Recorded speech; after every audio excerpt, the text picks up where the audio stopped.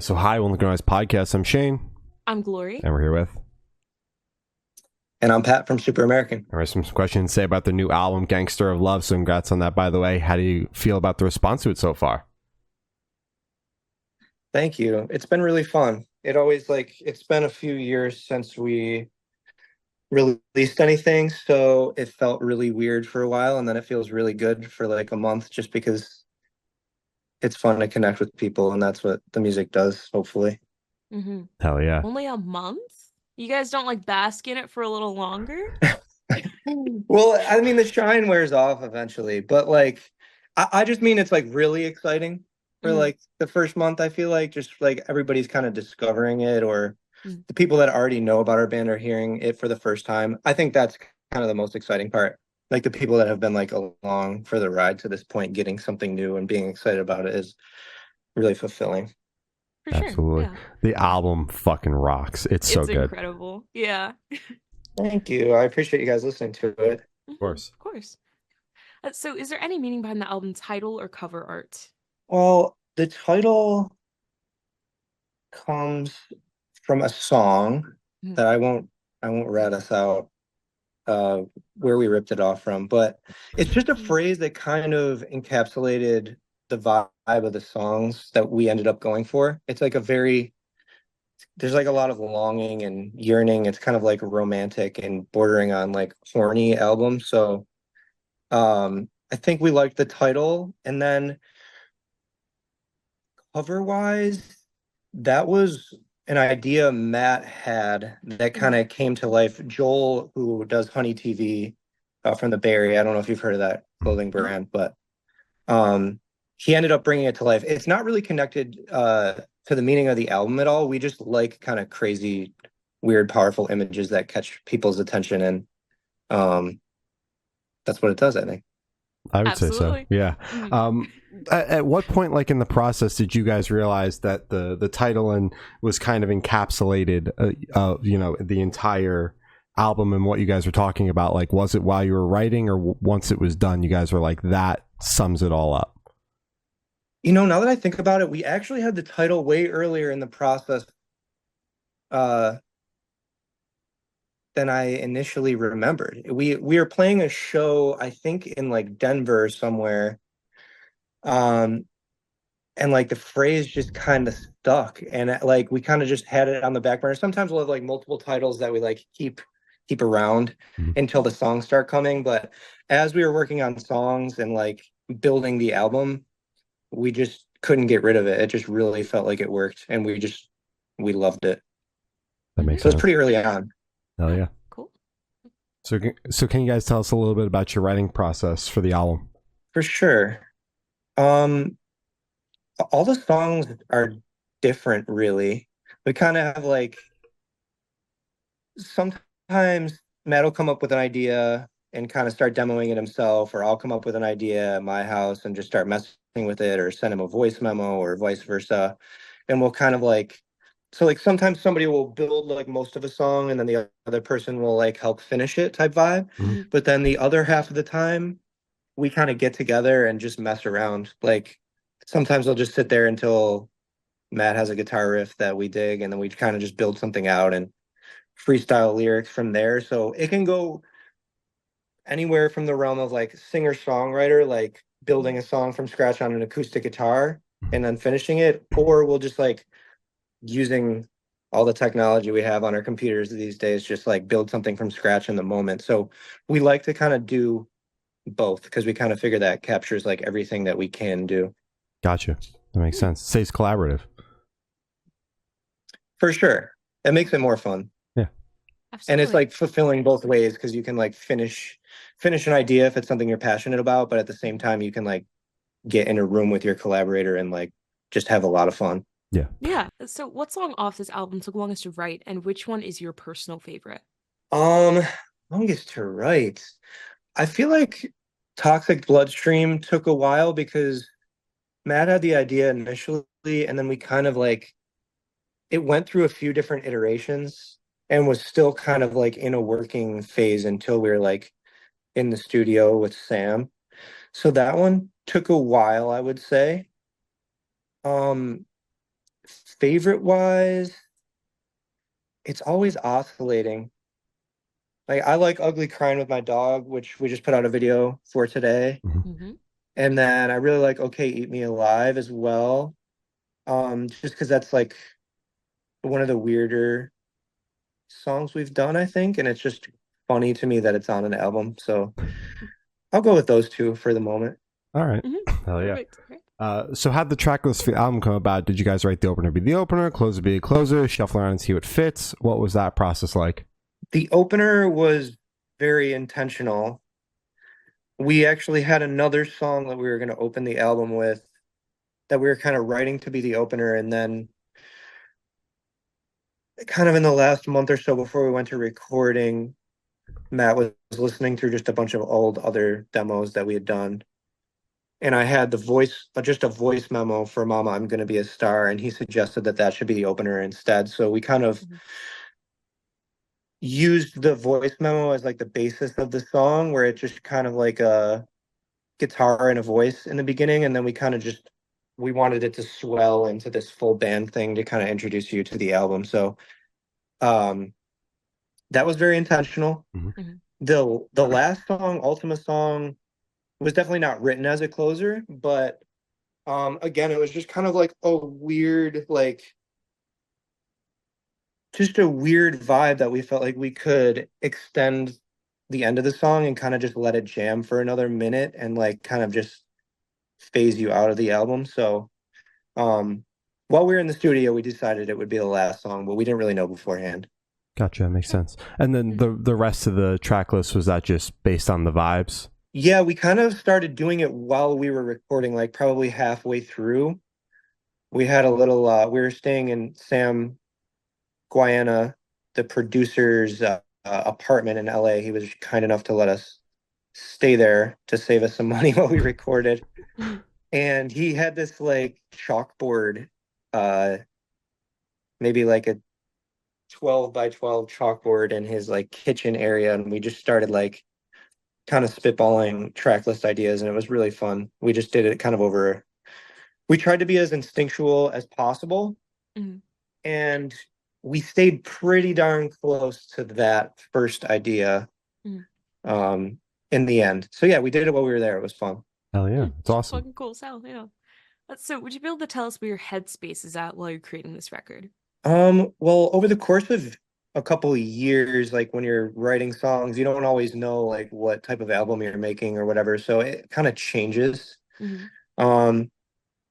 But like with Sup on the previous album, at least personally, I can't speak for Matt, but I was just feeling very anxious and like not feeling very well, to be honest. So like a lot of the songs were just kind of like anxiety riddled. Mm-hmm.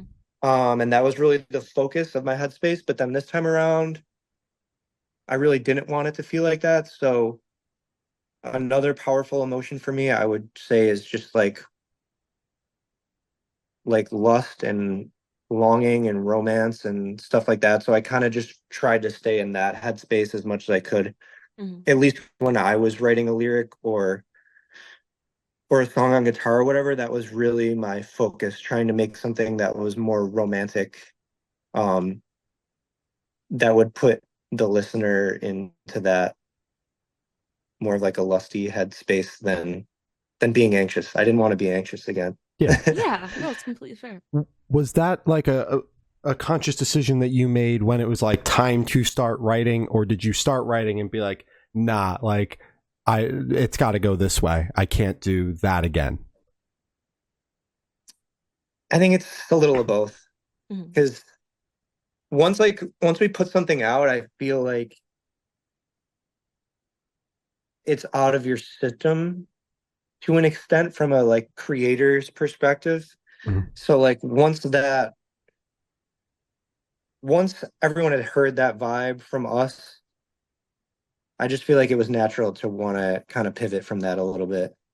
And yeah, I think kind of once you find a song that you feel is true to you, you keep trying to make songs that are like that, if that makes sense. So like pretty early on, there were a couple ideas that were like Okay Eat Me Alive is a really early one. Like I never knew it would end up on an album or anything, but like Um, Once we had a song like that, I feel like it kind of made us feel comfortable to keep trying weird things. Mhm. Yeah, that makes sense. Hmm. So, how do you recommend your fans to listen to this album for the first time? Should they do it in the car with friends and talk with headphones on? Is workout album, party album? What do you personally recommend? That is such a good question. Thank you. Everybody keeps saying it's a summer album, so I just feel like, yeah, maybe in the car with the windows down if you don't live somewhere too hot, um, is definitely a vibe. Even though some of the songs are soft, I just feel like it sounds good loud. Like it's meant to be played loud. So Yeah. it could be a party album as well. Although there's a couple slower ones on there that might kill your momentum, but you can just skip those if needed. That's fine. Yeah. Um, but yeah, from what we're like the feedback we're getting, it sounds like it's a summer album. Yeah, Yeah. windows down, driving on the highway, that kind of vibe. Mhm. For sure. It feels like that to me. Hell Mhm. yeah. Agreed. So this one should be super, super quick off the top of your head. I want you to describe this album for new listeners in 3 words. No more, no less. Fun, weird, and horny. Yeah. Yeah. Yeah, that's fair. Yeah. So in that same train of thought, is there a certain feeling or emotion you want listeners to have while going through the album? Kind of just the words I just used. Like I want them to have fun listening to it. I want it to like evoke emotions, whether it's like kind of a nostalgia for people that they've known or loved or things that they've felt. Um, yeah, I would want them to have fun listening to it, and I would want them to feel something that they can't quite put their finger on. Yeah. Oh, I And love that. you've been very intentional with like what the vibe of the record is. Whether or not people feel that is up to them, but you've very much been like, this Of course. is kind of what the record's about, Mhm. take with Right, that right. what you will. Yeah, for sure. And I don't know. We tried to be as intentional as we could on this album because Suck was kind of just like a it's not that we just like slapped it together, but it was kind of random. It was much more random and much less intentional in terms of like the collection of songs and the order of the songs and all that. Mhm. It was kind of just the 10 songs that we had at the moment, you know what I mean? Yeah. Yeah. Whereas this we had a couple of years to like really grind something and put something together that we felt was cohesive. Mhm. Sorry about my buddy here. That's No, okay. it's Can we okay. meet the new star of the show? Yeah, please. Yeah, this is Wyatt, and he's hungry right now. Hi, So he Wyatt. is bothering me until we're done chatting. And if you see the orange cat hop up, his name is Nacho. He is Nacho. always hungry as well. So they're just I feel like waiting that's for their just turn. cats. Yeah, they're always starving, even though you just fed them like 5 minutes ago. They're ready for another meal. Yeah, and they see us having this nice conversation, having a good time together, and they just need all the attention. They want to be Yeah. included. They're jealous Yeah. for sure. Okay. So, are you able to touch on any particularly challenging or standout moments in the creation of this album, positive or negative? I feel like it's challenging just to get yourself ready to like actually be in the studio. Like it's a little bit nerve-wracking just knowing that you're gonna have to sing on so many songs and getting your body ready and your voice ready. I feel like for me that's the most challenging because I just like I can only speak for me, not Matt in this situation, but singing doesn't really come that natural to me. So like I have to like really practice and like get ready to be able to hear my voice that clearly, you know what I mean? And give Yeah. a vocal performance that's good enough to be on a record. Mhm. So I think it was a little nerve-wracking, like the few weeks before we went recording, just like getting ready. Yeah. And I think overall the biggest challenge for us was just staying positive and staying focused when it had been so long, like since we put out an album. Mhm. And it's easy to kind of just like, I don't know, get discouraged or lose focus. And we just kind of, we did a good job of keeping an even keel and just like staying focused, not forgetting like all the demos that we'd made over the course of the years and making sure that we got all the best songs on the album, as opposed to just like starting from scratch every 6 months or something. You know what I mean? Yeah. Yeah. Is there anything like in particular that you do to kind of prep to be in the studio, since it is like a nerve-wracking experience for you? Well, I will say that this studio experience wasn't nerve-wracking at all once we got there. Mm-hmm. Good. Sam was like just so nice, and he's like enough of a fan of our band where like he kind of got our personalities and what we wanted to do with the song. So like there wasn't any like trouble communicating, and there weren't like both of us were pretty much down for whatever. But like between Matt and I and then Sam, like it was a really easy working environment, which was awesome. But getting ready, I would say it's just like pouring over all the ideas, making sure they're as close to where we want them to be as possible. And then, like I said, just for singing for me, I have to practice a lot. Like Matt and I both like to run to prepare just to get the not only the juices flowing, but kind of clear out the throat and the chest. So we like to be as active as we possibly can, and then just drink as much water as you can, and try not to drink 1,000 beers. Yeah. Hell yeah. That and helps. we keep mentioning, you know, the last record came out in 2021, and obviously there's like this oh fuck every time you're putting out a record, but was that heightened at all with, you know, how big the gap was? A little bit, but maybe not as much as you think. It's just like one day kind of turns into the next, that turns into the next, and then like all of a sudden it's out and you're like, holy shit. So like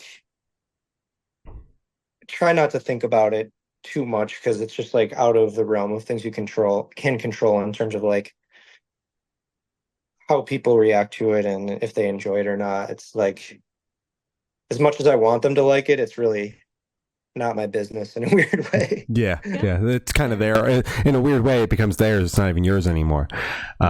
Exactly. And I do like that. I mean, it's like, it's nice that people can kind of make it their own, because they experience it, I'm sure, totally different than whatever our intentions were. Like you said earlier. That's kind of the fun part about music. Absolutely.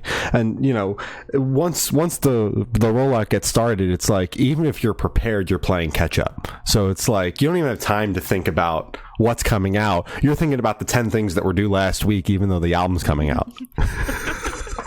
Right. Yeah. It was the rollout was pretty easy. Like Wax Bodega, who put out the album, and Bittersweet Media really helped us like organize when to post things and helped us with ideas of how to promote the album. So like the team that we worked with was really, really helpful, which like maybe that's like not that interesting to a casual music listener, but from like being in a band, it was just made my life so much easier. Knowing what we had to do and when we had to do it, you know what I mean? Yeah. Oh, for sure. It's not, you know, I love hearing about everything and who worked on the record, from producer all the way to the marketing person. So like, that's interesting to me. Like, you know, not every day that people shout out like every facet of the team that helped work the record, you know? Yeah, everybody was very helpful. So we were thankful for that. Hell yeah. Great. So for this question, I want you to picture you're on tour, you're at a gas station for a rest stop. What is your snack of choice? I get those Lenny and Larry like cookie things a lot, because I personally like to eat vegan. So there's, first of all, not a ton of options when you're in like Wyoming at a gas station. It's like a Lenny and Larry, or like a Nature Valley bar, or Kind Bar. That would be my other go-to. I like the like dark chocolate and nut one, I believe. That's my go-to. Usually, just kind of, that might be boring and kind of healthy, but I really don't have much of a choice sometimes. Oh man, that's filling, and it's gonna keep you not blowing up bathrooms and shit. People are gonna love you in the car. Yeah. Yeah, my unhealthy cheat meal would be the purple bag Doritos. I think that's like spicy sweet chili. Those are so good. Yeah. Yeah, that's my favorite one by far. Hell yeah. Damn right. And on the topic of food, if the band was a dish, what dish would the band be and why? A dish? Oh my gosh, I gotta go hot dog. Hot dog. Okay, why? Well, we have a song named Hot Dog called Hot Okay. Dog. Yeah. That's on our last album. We have a Mhm. few song titles that I could have chosen from, but I'll go with Hot Dog. I feel like it's very universal. Okay. You can eat a meat dog, you can get a vegan hot dog, you can do whatever you want with the toppings. Anybody can kind of pick what they like, and I think you can do that with our band because we make a lot of different types of songs, and there's kind of a little bit for everyone, I would say. Hmm, good pick. Oh yeah. So for the last couple questions, going to shift completely away from music and go straight to death row. Boom. So if you're on death row, what would your last meal be with a drink? I might have to break vegan and just get like a pepperoni pizza and wings if I was gonna die anyway, and I just didn't have to feel any guilt about it. Yeah. Um, and for a drink, I don't know. At that point, I might just have a beer. But yeah, I'd go. I mean, a nice tall like Coca-Cola sounds great too with ice, like a fountain Coke. Mm-hmm. That would be amazing too. But yeah, pizza and wings, I don't know what it is. Like ever since I was a kid. In Buffalo, we have like obviously we have buffalo wings that are well known, but the style of pizza that is very prevalent here is just like so thick and like greasy and good. And if I didn't have to like live for very many more hours, I would be Mm-hmm. fine with having that in my stomach. Yeah. Hell yeah. Wonderful. And if you could live in one fictional world for a week, where would you live? There are plenty because I feel like I very often am living in a fictional world of my Mm, own making in my head here. But mm, um I used to be like super enchanted with Harry Potter when I was much younger. mm. So I don't know. I feel like if I could be a fucking wizard or something, that would be pretty cool. Hogwarts Yeah. sounds pretty lit. Yeah. Um, there are many. There's definitely one that I'm forgetting in a film that I watched recently that I would love to check out, but I'll go with Harry Potter for now. Okay. What house are you? I've done that thing before, Hmm. and I feel like I've gotten Gryffindor and Hufflepuff. Yeah. I feel like in my mind I would want to be Gryffindor, but who knows? And that would be the funnest part, you know what I mean? Like Yeah. getting told where you belong. That's so interesting to me. Yeah. All right. Oh Makes yeah. sense. So I've asked the last question. Every single person we've spoken to have said that it is the most important question. What's your favorite color? I would probably go like light blue, kind of like the color of this hat. I also have like a Sonic blue Telecaster Yeah. guitar. I feel like my favorite color blue might even be a little bit lighter than this, like a Carolina blue, Tar Ooh. Heels. I Mm-hmm. grew up liking the North Carolina Tar Heels, so yeah, light blue, Sonic Great blue, color. baby blue. All right, Yeah. hell yeah. So as I said, that's all the questions I have today. Is there anything that you would like to plug? Um, if you haven't listened to Gangster of Love, we would really appreciate it if you did. Hope you like it. We just put out a music video for Ugly Crying today. Um, 11 a.m. Eastern Standard Time on what the hell is today? June 18th. Mm-hmm. Mm-hmm. So check that out. Um, and we are going on tour starting August 1st, all the way through the middle of September. We are playing like over 30 shows, so there's going to be one close to you if you live in the United States. And then we're playing Toronto, which is the only non-US date. Um, so yeah, come to the tour. Sydney Sprague and Summer Brews are coming with us, both really cool artists that I Mm-hmm. think fit the bill really well. So yeah, if anything, if you would come to a show, that would mean the most to us. It's the biggest way you can support the band at this time is buying a ticket and maybe a t-shirt when you come to the show. So yeah, come to the tour this summer. Hell yeah. All right. Well, thank you, Snell. It's been Patrick from Super American, and we have been the Good Noise Podcast.